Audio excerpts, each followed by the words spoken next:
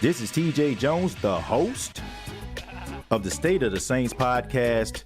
And the State of the Saints podcast is brought to you by Manscaped.com. For those that enjoyed the Lawnmower 3.0, well, I got news for you. The Manscaped engineering team has successfully created the Lawnmower 4.0. You heard that right, the Lawnmower 4.0. The leader in male grooming is taking it to the next level. Join the 6 million men worldwide who trust Manscaped for all their below-the-waist needs. Go to manscaped.com, use the promo code STATEOFSAINTS, and you will save 20% off on the Lawnmower 4.0 as well as other Manscaped items. That's manscaped.com.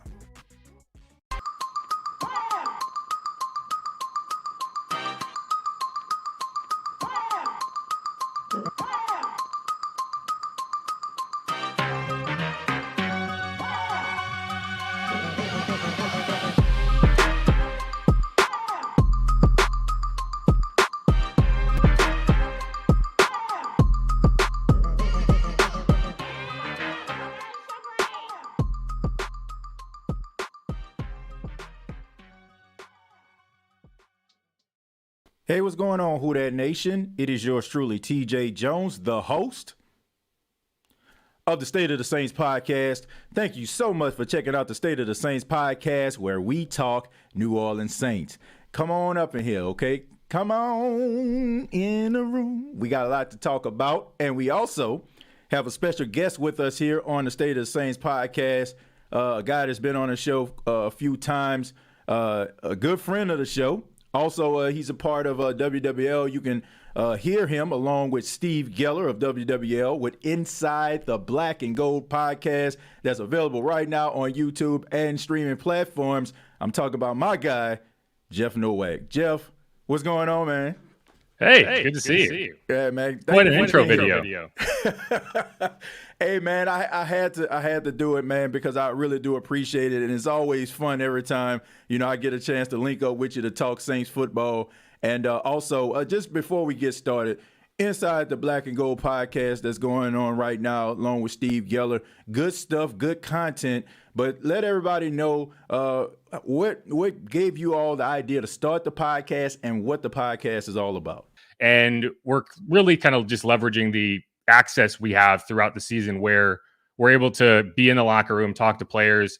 And I'll get a lot of these kind of interviews with players off to the side that don't necessarily kind of make sense in a story, but are really good content that I want to get out there. Like I'll just go and chat with Nick Vanette, and this is really good podcast content that otherwise would kind of just be in my brain. So that's kind of the idea. And we're going to be following the team around all year. I think we're going to really hit our stride once the games start, because that's where I think that a lot of the coverage tends to die off. You have a really intense coverage during training camp and then the first couple of weeks of the season, but then it's a grind and you start to see less and less coverage.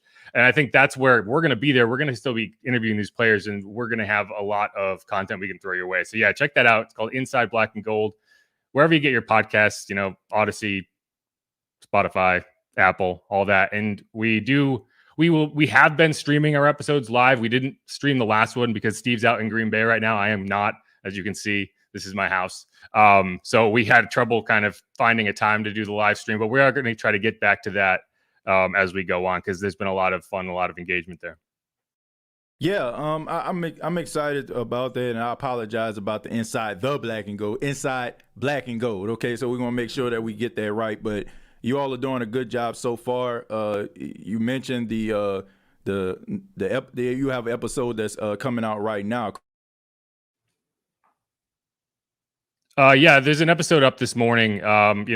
Basically just kind of recapping what's been going on with Steve out there at camp for the last 2 days of practice. And then we kind of look forward to the game. We pick our spotlight players who we're watching most closely. And, we get into a lot of that. So go check that out. It posted this morning. We had some titling issues. We're still working through some of the bugs because I think it initially posted with the title for the previous episode from this week, but we got that fixed. So if you saw a duplicate, if you actually are subscribed and you saw a duplicate, don't worry. It's a new episode. We got it updated. So we're good. We're That's good to hear. That's good to hear. Y'all make sure that y'all check out the new episode. And Jeff, we're having a little bit of an echo. It's like, I guess because both of our mics were on. So I guess the echo goes away like when I mute one, and so I just want to let you know that in advance. But let's go ahead and talk a little bit about the New Orleans Saints. You mentioned preseason.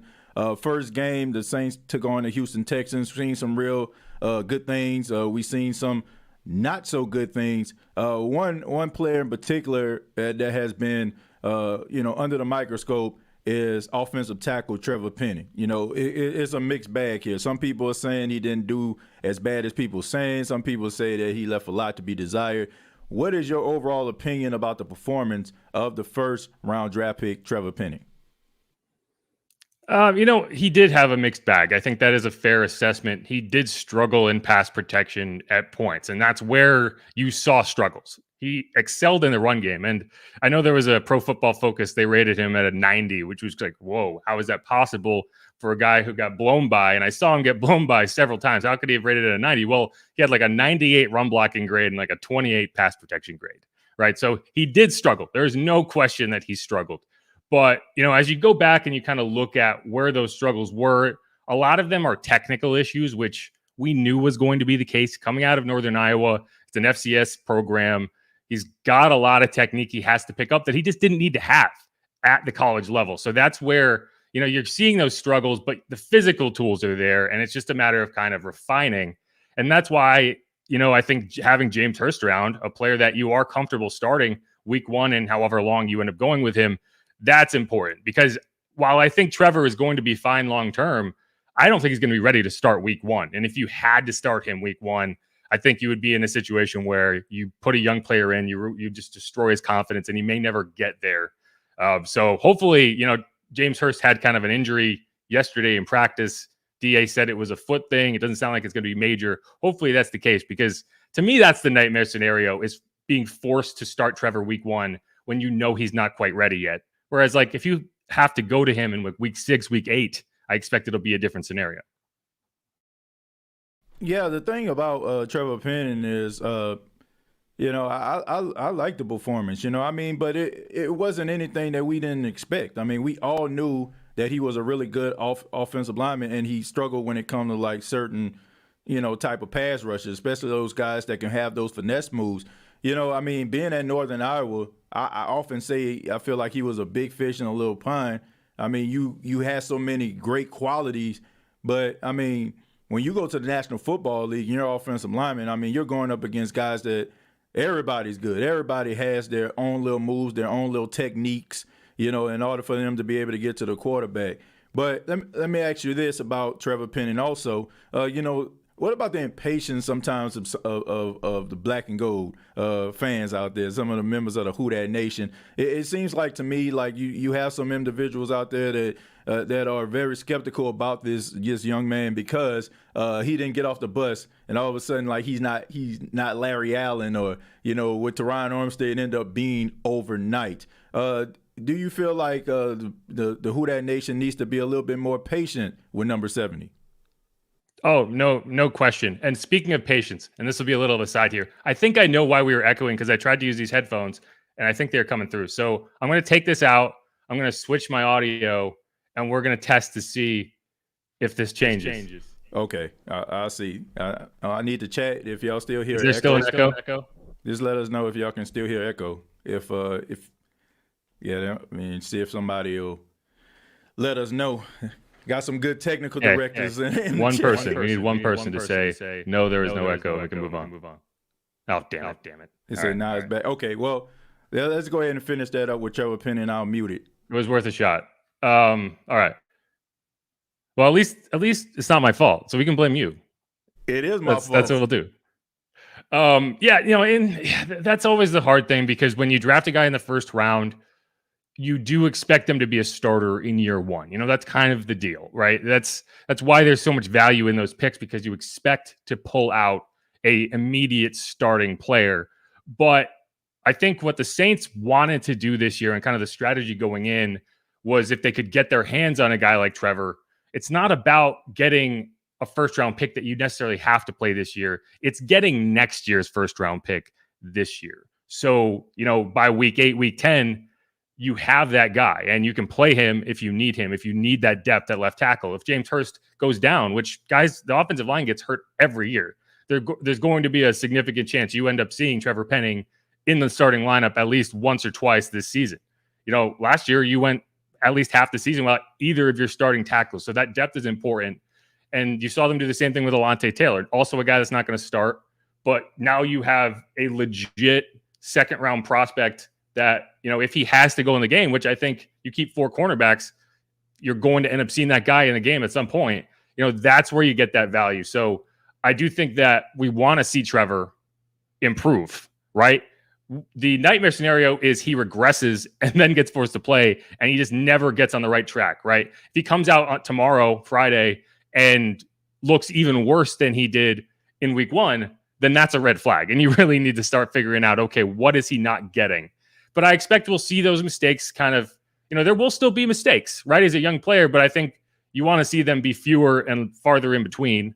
And then you kind of work to the point where you're consistent. And if you have a mistake, it's, once in a blue moon and you can understand it and you can fix it and you can move on. But yeah, I think you just got to be patient with young players. It's always the case.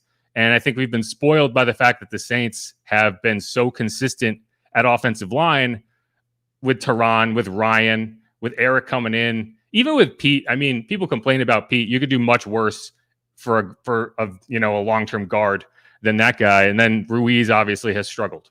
And that's where I think there's a nightmare of like, oh no, is he another Cesar Ruiz? Which, I don't know. I think I have high hopes for Ruiz this season. So I also have high hopes for Trevor.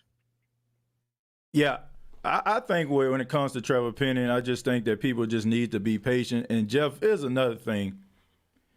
Sometimes, because what a guy ends up becoming, we tend to forget about the steps it took for him to get there.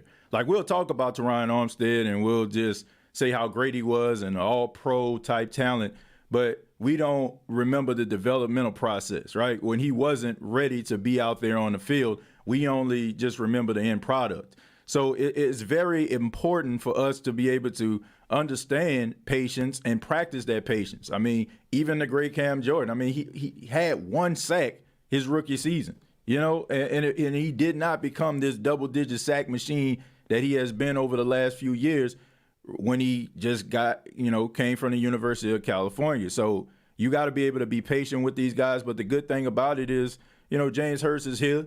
James Hurst is a seasoned veteran. It's not like you said, you don't have to worry about messing with his confidence. You can have a guy that can be out there that can do a formidable job until Trevor Penning comes and be what you want him to be. He doesn't have to worry about making mistake after mistake and, his confidence starts to wear and, then all of a sudden you add on the fact that, people are critical of these offensive linemen, right? They don't get nearly as much credit if they're good versus them, not being so good. So that is something that's a positive when it comes to the Saints. If you have a question for Jeff, make sure that you put it in the chat. He'll be answering some of your questions that you have. So if you have any questions for him, feel free to put it down in the chat and we'll just go from there. Let's talk a little bit about someone that is struggling also. Let's talk about Ian Book. Ian Book is a guy that, in my opinion, Jeff, I'm not too high on. He's made some mistakes, man. He's made some throws that make you scratch your head. And what is it about Ian Book? Am I overreacting? Is he as bad as he's been betraying in some of these some of these cases and some of these series that we've seen? I mean, what is your thoughts on Ian Book? I mean, I don't know how to put it, but it's like I think everyone is at the same time overreacting and also completely reacting the correct way, because Ian Book is very much like what we're seeing from Ian Book, right? I think what you can now say about Ian after kind of a year plus of seeing him in the Saints system is I don't think he's a starting NFL quarterback at any point in his career. Now, that's not the end of the world for a guy like Ian Book. You can still be a competent backup quarterback. You could be a Chase Daniel. You can be one of these guys who is valuable, because I think from a mental perspective, I think he goes about the game the right way. And I think that he's a valuable guy to have in that room, especially when I expect the Saints stash him on the practice squad. They're going to be happy to keep him around, but I don't think that, especially right now, he is going to be your third best option at quarterback. So I don't expect him to make the roster. And I've kind of gotten to the point where I kind of want to stop talking about Ian Book, because I feel like it's like he's getting trashed left and right, and he's not even going to play, right? He's the third string quarterback, and he's struggling. There's no question he's struggling. And I'm more concerned about the accuracy issues than anything else, because, you know, Drew Brees wouldn't have lasted very long in the league if he was missing wide open receivers. And that's what Ian Book has been doing. He did make a really nice throw to Traquan in the end zone that Trey dropped. So that counts against Trey. So I give Ian at least one, like, should have been a touchdown pass. But no, I mean, he is what we are seeing, right? His performance in that preseason opener wasn't a mirage. You know, this is what we've been seeing throughout camp. He holds on to the ball a little too long. He looks indecisive. He doesn't look like he has much confidence. And I think part of that is, I don't know if the team has a ton of confidence in him. I think he was a Sean Payton guy, and Sean Payton's gone, and he's just kind of out there. And the question for him this year was whether he could show that, you know, maybe next year he could be the backup, and you would cut a guy like Dalton if it didn't make sense to keep him around. You wanted to save some money. And I'm just not seeing that from him. So to answer your question, no, I don't think people are overreacting. He's not a guy who's going to impact this team this year. But I do think that these are valuable reps for him, and maybe down the road he can be a professional backup quarterback. But I think that's pretty close to the ceiling for what you can hope for him. Ian Book is not a good quarterback. I just never been a fan. I'm sorry, Jeff. I've never been a fan of Ian Book. Ian Book, even when he was at Notre Dame, I mean, you look at the scouting report. The scouting report was he makes inaccurate throws even with a clean pocket. And it's been the same stuff that was on the scouting report I'm seeing in actual games. And you know, I just don't understand. I didn't understand why, you know, they decided to draft him in the fourth round. You know, I felt like they had some other quarterbacks out there that the Saints could have pursued. Look, and I said this, I mean, this may sound, you know, crazy, but I don't know if you've seen that interview. I think it was on the Rich Eisen show when they asked Sean Payton, what quarterback reminds you of yourself? And he said, Ian Book, right? Yeah, what he said, right? Now, I'm just being serious. Sean Payton is a great coach, but as a quarterback, he was not very good. So why would you want to draft yourself? I'm serious. Like, that's my only point. Like, okay, if he reminds you of you, then maybe you need to reconsider that. But I just have never been a fan. I don't think he's going to make the team. I just think that a lot of Saints fans sometimes want you to give him a chance because he's the height of Drew Brees. He even got a little birthmark of this. I like Drew Brees. And people are like, man, baby, this is the second coming of Drew. And I don't feel like it is. I just think what you see is what you get. He might be able to, you know, be a professional backup. You know, like you said, they have some greats out here. Chase Daniel still making money. Ryan Fitzpatrick probably collected every jersey imaginable in the NFL. And he's been in there for a long time. And there are so many others out there. You know, the McCown brothers, you know. I mean, you can have a, you know, career as a backup. And also, you got the USFL. You got the CFL, you got the XFL coming back. So you have more opportunities to be able to get exposure, you know, on television as a starting quarterback. May not be in the National Football League. Do you think that he will stay on the team throughout the entire preseason? That's my next question for you. Yeah. I think you want to keep him on the practice squad if you can, because I think there's value in guys who know the system. right? You want to, and you want a guy who to lead that kind of practice squad and kind of be the scout team. So like that's what you want Ian Book for at this point, because you have to have somebody in that position, and why not the guy you're familiar with? But yeah, and I think in the preseason you just don't want to have to put people in that you want to protect, right? You don't want to play Jameis Winston significant snaps. You don't want to play Andy Dalton significant snaps. So Ian's going to get his chances. And I hope he comes out and he looks better tomorrow. I hope he comes out and he looks better the week after. I still don't see a spot for him on the roster. But maybe he does enough to impress another team that, maybe the team that thinks they can get Sean Payton as their next head coach goes and claims him and says, hey, you're best friends here. But yeah, you asked why'd they take him in the 4th round? And I will say, because Sean Payton wanted him. And it didn't really make sense at the time.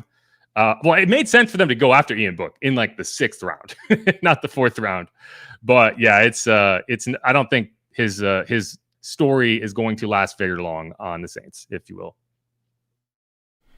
Yeah, I mean, I think it's time to close the book on Ian, to be honest with you. But going to take some of these questions. Let's see, stroll down a little bit.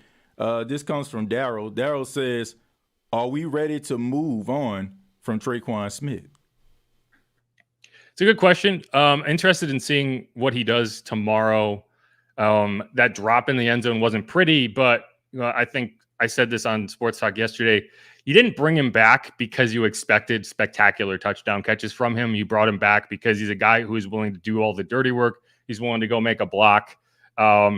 He on that Ian Book interception, if you go back and watch the tape, the guy who chased down the Texans defender and tackled him, that was Tre'Quan. That's the type of play he makes, and I think that the team really likes that aspect of his game. So no, I don't think so. I think a guy like Dejon Dixon, Kirk Merritt, maybe even Kevin White, if he shows out on special teams, could step into that spot.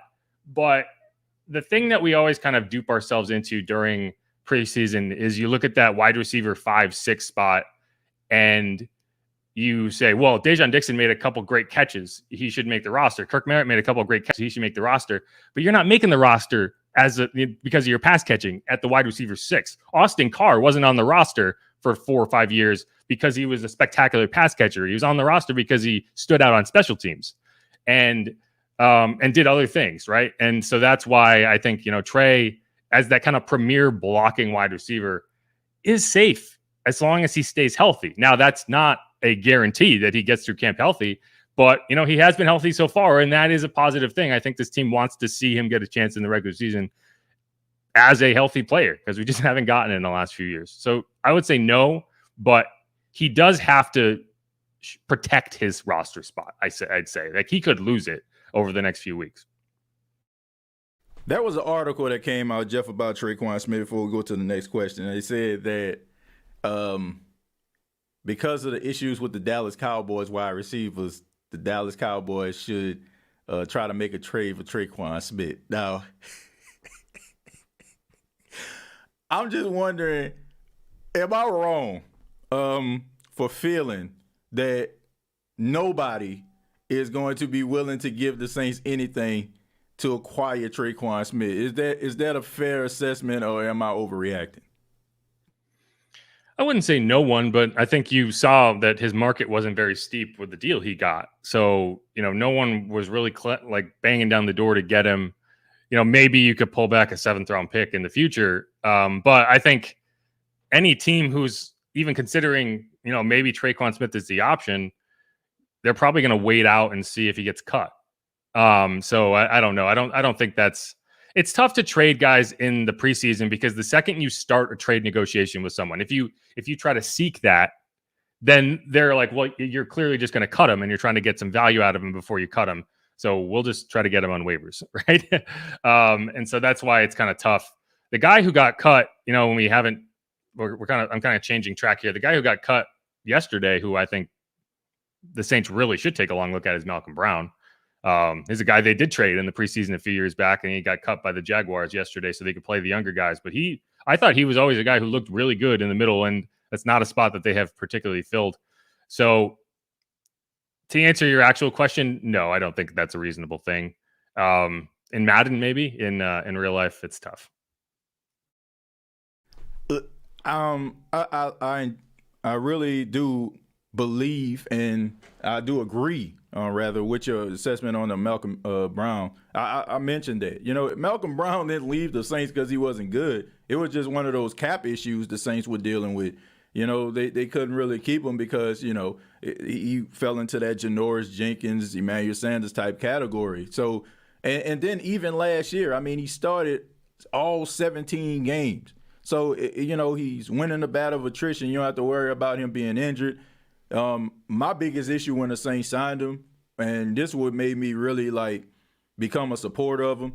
You know, when guys win championships, right? You know, they don't mind going to the Jets, right? They don't mind going to Detroit because, okay, man, I won these Super Bowls. Now it's time for me to collect and get my money. But he could have easily done that. Two-time Super Bowl champion. He could have came to the Saints. They gave him a good little bit of money and kind of phoned it in. I mean, he was out there. He was really performing well. And that's the type of guy that you want on a team. That's the type of guy that I love rooting for. It's because, you know, they play with a sense of pride. And it's, you know, get these guys playing for money, but they also care about their reputation and being the best they can possibly be. So I'm always going to be a Malcolm Brown fan, and hopefully the Saints be able to bring him back. I think that they'll be able to work that out, to be honest with you. I mean, they're familiar with him. I think that he's one of those guys that kind of came to the organization. You know, he was a part of that defensive line, and I think that those guys have a lot of respect for him. So I guarantee you they'll welcome him back with open arms if he comes back to the New Orleans Saints. Says Jeff, who is one guy that we're overlooking that can make this team? I saw Chase Hansen. Your thoughts, Jeff? Who has that chance? Who we're overlooking. So that's because there's a lot of guys who, you know, they're going to make the team. You know, Chase Hansen's an interesting guy. John Bostic's going to be a guy who, you know, anyone at linebacker. I think there's a lot of options you can go with at linebacker. You know, Kevin White is probably the guy. And the reason I say that is you really still haven't figured out who that gunner is across from JT Gray, right? And he looked solid in his reps at that spot. And if you decide he's the gunner, then he probably does make the roster. If you find that value somewhere else, if maybe it's a Callaway, you know, maybe it's a running back, because that's a much more important position than a lot of people give it credit for. And the Saints really value it, right? They bring guys in specifically to be on special teams. And so, you know, I think Alontae Taylor's a guy who I'd like to see be that gunner. But if you don't trust him, if you don't trust the rookie in that role and you want to bring Kevin White in, that might be the guy. And there's a lot of guys on the roster who it's just like, if you're not paying that close attention, you might not realize it, but they're locks. Like Andrew Dowell's a lock to make this roster because of special teams. Dwayne Washington's a lock to make this roster because of special teams. JT Gray, you know, these guys. So when you're looking at the end of the roster and you're trying to figure out who's going to make it, that's where you should look, is the special teams side of the ball. A guy like Devine Azigbo, he had 2 special teams tackles. To me, that's almost more important than his runs in the game, because that position's going to have to play that. So I'd probably say Kevin White, just because everyone gets on Kevin White. I get on Kevin White constantly because he looks so good up until the point that he has to actually do the thing that he's supposed to do, which is catch the ball. And then it's like, oh man, he jumped 8 feet in the air and then he just fumbled away. But that's probably who I'd pick for just kind of a dark horse at this point. Look, I think what people don't understand is, you know, just because a guy like Kevin White, he was a 7 pick overall, I think back in 2015 by the Chicago Bears, and it just didn't pan out because he had all these injuries. But guys still can make the roster, you know, on special teams. Even last year, like, okay, as a wide receiver, nah. But when you seen him on special teams, I mean, I seen him like down in punts. I've seen him like was the first person down there. Now, there was one play he was the first person down there and he missed the tackle, and that's not helping him. But he does do some solid things, and he does get home. So there is a chance that he can possibly make the team. You know, if it don't pan out at the wide receiver position, I feel like, this is my honest opinion, I don't think anybody is going to ever give him an opportunity where you're going to be in the starting rotation. He always, in my opinion, going to have to be like down the depth chart. He's not going to get as many snaps as Sean Payton gave him last year, but he still can make the team. He still can, go out there and he can contribute that way. And I mean, it's still a paycheck. I know, people don't really pay attention to special teams, but you definitely pay attention to them if somebody's running back a kick and a punt, right? So it's an important role. It's the reason why JT Gray is well touted. It's the reason why Justin Hardy was on the team for so many years, before he decided to go to the Jets. I mean, and now is the reason why Dwayne Washington continues to have a job here in New Orleans, because when you have yourself solid special teams players, you want to hold on to those guys. And you also want to add, guys to the room that's going to be able to be beneficial. Craig Robinson was a leader on special teams, and now Andrew Dowell seems like he's taking over that role. So let's see what happens. And I agree. I think that he has a strong chance of making the team because of his special teams play. Let's see. Let me stroll down a little bit. Trying to see if I have. Coming off that knee injury, do you believe that Jameis needs at least one series just to get used to people flying around his body? Do you think his injury and sitting him out, not giving him any opportunities to play in preseason, will affect him in the regular season? Okay. So first, before we go into this, Barbara Williams had a question at 117 that I think is good that we can get to after. But yeah, I mean, I don't think he needs it per se, but I think you want it. I think you want to get him on the field in that week 3 matchup. Just to feel a little more confident, get him run out there. But you know what you expect from him. He's done it before. So if that foot is still kind of iffy and you just don't want to risk it, and you have that open week where you can kind of just take some time off and make sure he's right, then I do feel okay about not getting him out there. But it will make me feel very uncomfortable the first time you see Jameis, surgically repaired knee and all, is week 1 against Atlanta, because I just want to see him run around and be at risk of getting hit. And, we'll see. I think that we're not going to see him tomorrow. Dennis was pretty straightforward about he's not playing tomorrow. So I'm interested to see how much work he can get in. I'm actually more disappointed that he wasn't able to get any team reps in during the joint practices, because those are almost more valuable than the preseason games, because, you're playing multiple reps and you're actually doing real sets because you're not worried about a guy getting hit. So this is kind of a cop-out, but yes and no. I'd like to see it, but I don't think you have to see it. Do you think it's more important that you have younger players playing in the preseason versus veterans like this? I mean, I look at second-year players. I think they need some experience. But I think a guy like Jameis, who's been in the league about 7 or 8 years, I really just feel one series, if he goes out there and he just running around for one series, is that going to I don't know. I just feel like it's more about optics or whatever. Let's see what he looks like for me to feel comfortable when he goes into week 1. I don't feel like, look, dealing with an injury like that, you might see, some plays where he might look like a couple of years ago, he probably would have made that play. I just think around week 4, week 5, that's probably when he's going to start to get comfortable. I mean, guys, they have to trust their bodies, getting that first, it's going to take a while, in my opinion, for him to be the Jameis that we know him to be.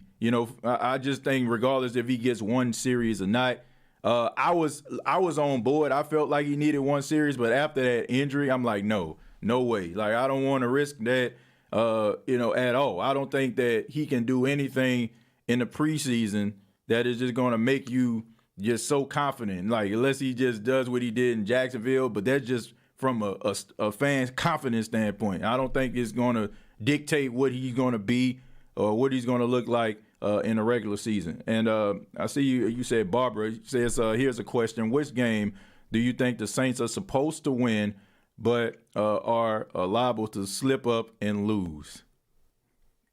Okay, and I have a good answer for this one. And it's going to be week 5 hosting the Seattle Seahawks. And before you say, wow, Seattle's terrible, I know that. But, the Giants were terrible, and the Saints lost to them last year. The Falcons were 0-7, I think, when they lost to them a couple years back. They have one of those games every year, and this one in particular comes a week after they make that London trip and come back, which normally you'll see a team get a bye week after that London trip. You're not getting one here. So that's a week that you could see them come out and look jet lagged, because they are. But I think that's a really important game for them to win. So I think that, because it's a game that you should win, right? You go down the schedule and you see all these games. It's like, okay, that should be a win. That should be a win. That should be a win. And if you take care of business in those games, and then you take a couple of the games that are kind of up in the air, if maybe you steal a game from Arizona, you steal a game from the Bengals, Arizona on a short week with DeAndre Hopkins back, then you start to feel really good about getting to the playoffs in good position. If you drop some of those games, you're in trouble. And that's, the Giants game last year, 10-point lead in the fourth quarter. They win that game, they're in the playoffs, right? It's that narrow of a margin. So if I had to pick one, which, Barb was asking me to do, it would be week 5 hosting Seattle. Yeah, I haven't done my predictions. I'm doing that next week. I'm gonna hold off on that question, because I'm doing a show completely dedicated to all the predictions. But that's not a bad one. Like, we all know that, like you said, there's always a game, and we just wonder to ourselves, why did they lose this game? How did they lose this game? That's the main reason why I started this show, Jeff. Back in 2018, week 1, the Tampa Bay Buccaneers and Ryan Fitzpatrick, 48-40, went out there and looked like the second coming of Joe Montana.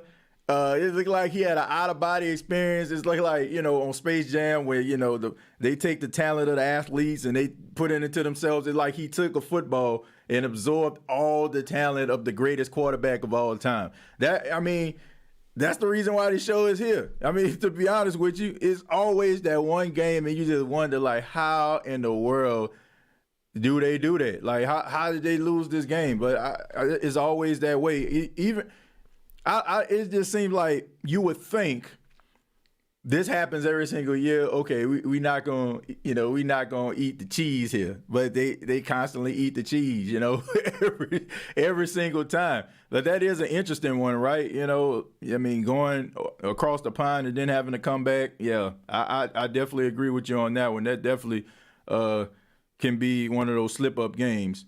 But let me ask one more question here. I think I seen one.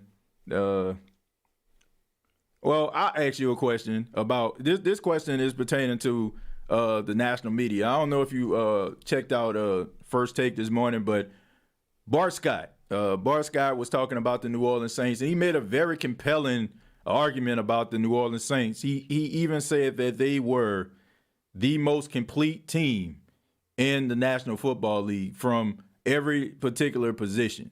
Now, Jeff, you've been covering this team for a while. Now, we've always had like these storylines in the offseason, and it seems like, as always, do we need to work on it? Was mostly the secondary, but it was also this position and that position.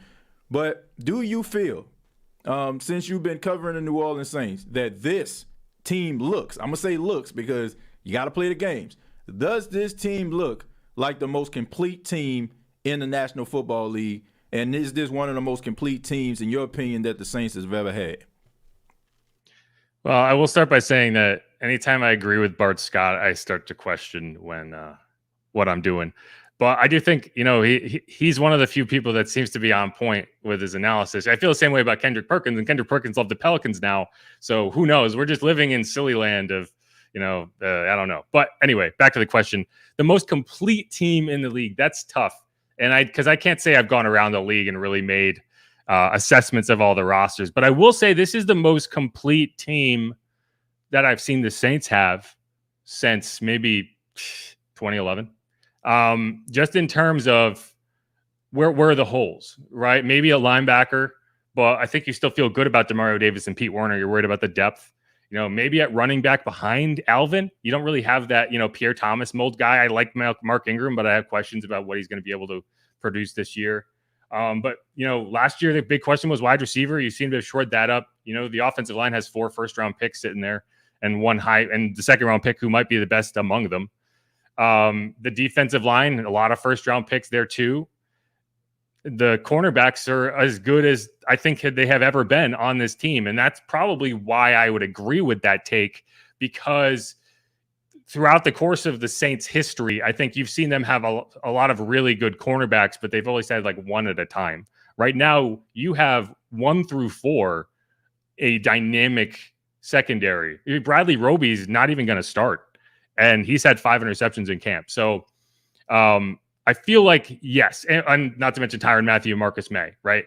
So the real question is, in terms of the most complete team, is I think they have arguably the most complete team independent of the quarterback position. And then you have Jameis Winston, who you just have to figure out, okay, how much can you expect out of him? And that's why, the knee injury kind of gives me pause, but I'm comfortable with it. I've said for a while now, like, people seem to be downgrading this team in terms of being a playoff contender because of Jameis Winston. And it almost doesn't even matter what you think of Jameis Winston, because you can get to the playoffs with guys like Jimmy Garoppolo, Rex Grossman, Trent Dilfer, right? These guys all made it to a Super Bowl. And I'm not comparing Jameis to those guys, but the point is, if the team is good enough around you, the quarterback just has to play the right way. And then if you get Pro Bowl level play out of that quarterback, then all of a sudden you are a Super Bowl contender. So as much as I hate to say it, I agree with Bart. At least in practice. There are teams out there who are very, very good. So I'm not going to say they are definitely the most complete team, but this is a very, very complete football team. And that's why this national idea that they're going to, be handing the Eagles a top 10 picks next year, that's crazy to me. Anyone who's come and watch this team practice, then that includes Ian Rappaport, will go away thinking, okay, yeah, this is a playoff team. And it's really just a question of how far can Jameis bring them beyond that? And we're going to find out.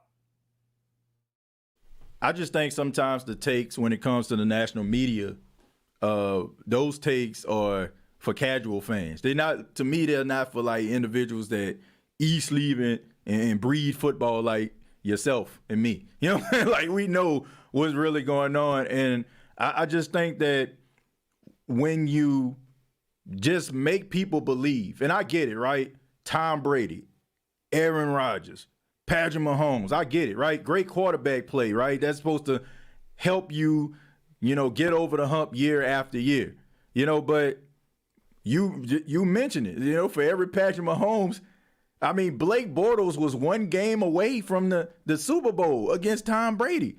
I mean, who was that? Case Keenum, 1 game away, Nick Foles won a Super Bowl versus Tom Brady. And don't give me that stuff like Nick Foles is okay, because it seems like he can only just play when he plays with the Eagles. So all those guys, they found ways to win. And you can also look throughout history. There's always, guys that just do, they can just do a serviceable job. And if, like you said, if a team is good enough around them, they can be able to reach that ultimate goal. And I'm just saying, I feel like Jameis is better than all of those guys that I just named. As far as like arm talent, I'm talking about ability. And I just think that people do not take into consideration that organizations matter. I mean, I don't understand like how you can see that and you just watch Matthew Stafford, who played in Detroit all those years, go to Los Angeles and win a Super Bowl in his first year there.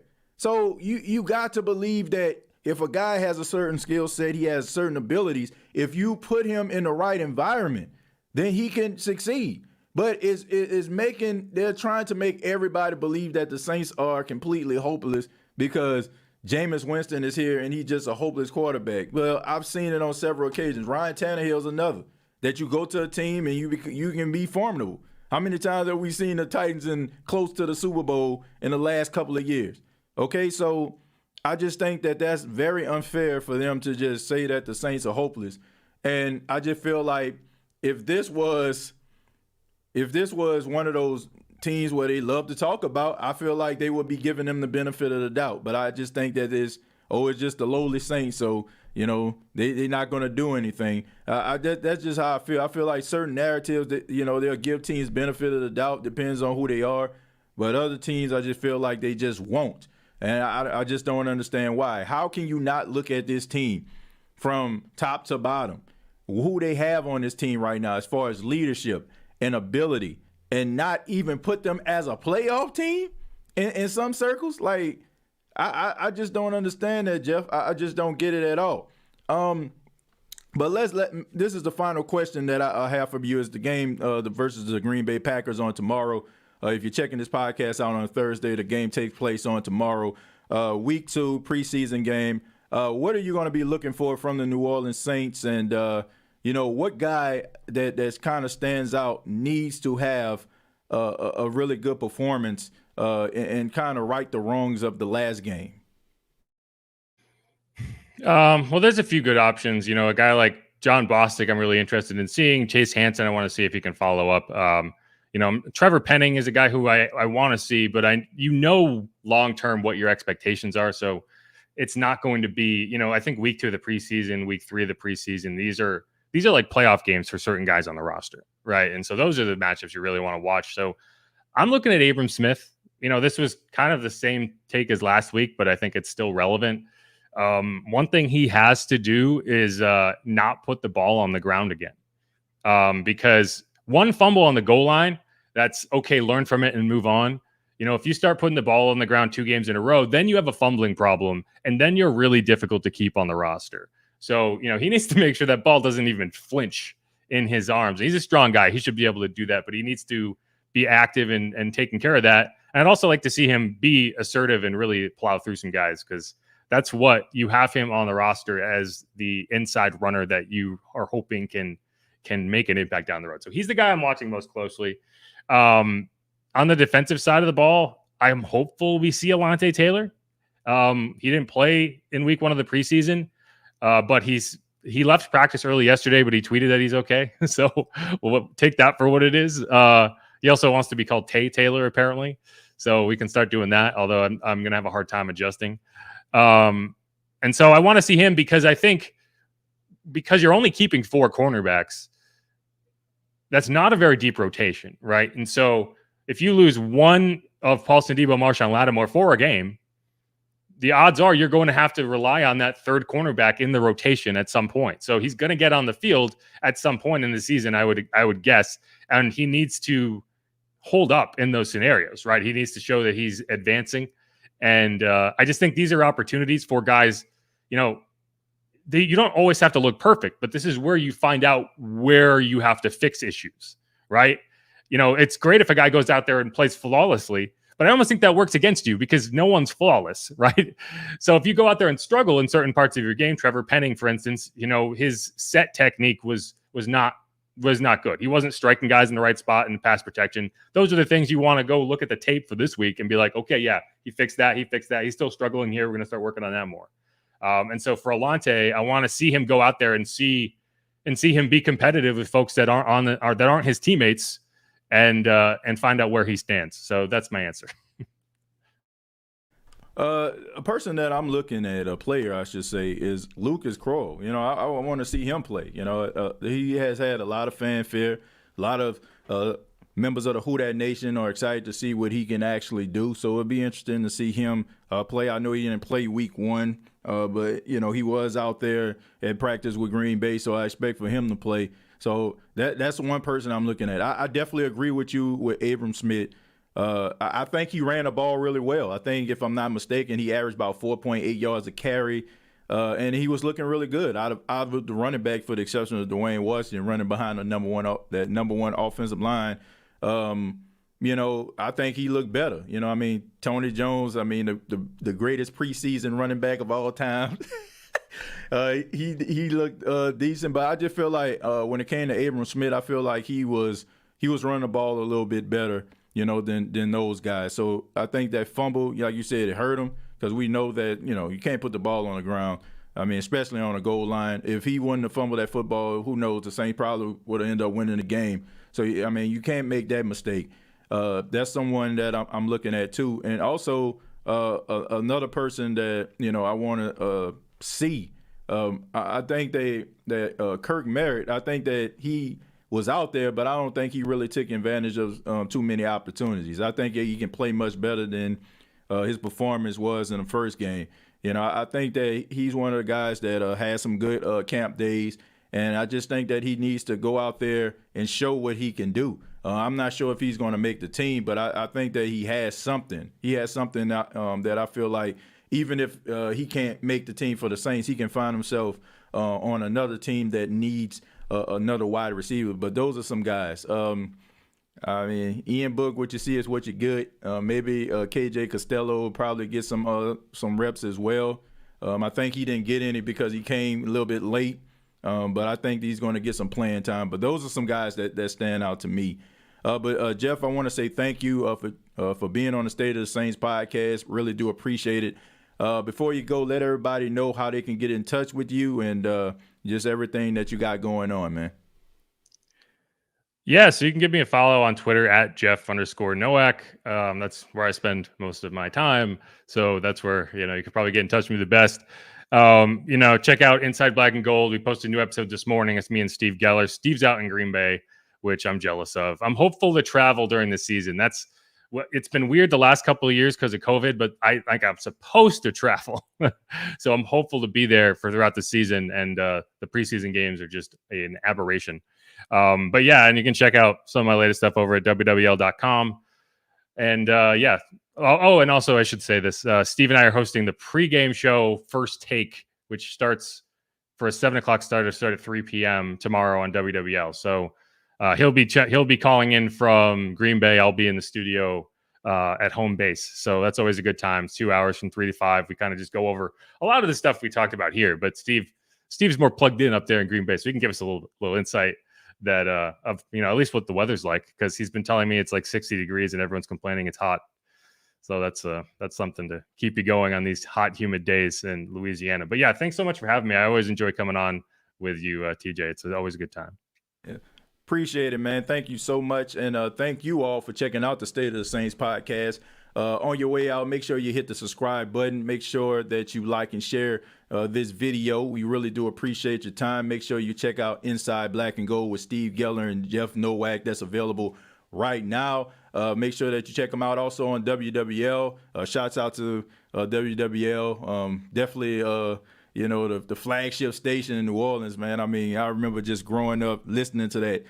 Jeff is the main reason why I got into broadcasting, to be honest with you, man. That's a legendary station, and thank you all for what you do. And thank you all once again for checking out the State of the Saints podcast, where we talk New Orleans Saints. Follow the Facebook page, facebook.com, search The State of the Saints podcast, and follow me on Twitter at TJAY Jones 8. Till next time, all I got to say is...